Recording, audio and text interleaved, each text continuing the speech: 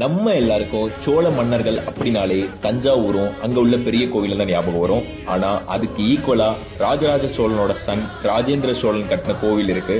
அதுதான்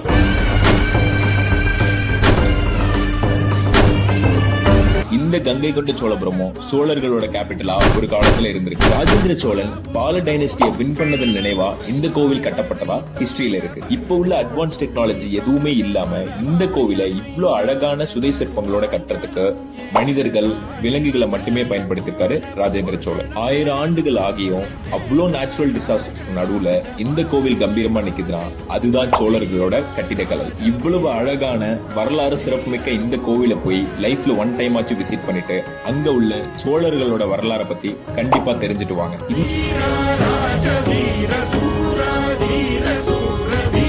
இந்த கோவிலை நீங்க விசிட் பண்ண கும்பகோணத்துல இருந்து பஸ் ஆர் கேப்ல உங்களால போக முடியும்.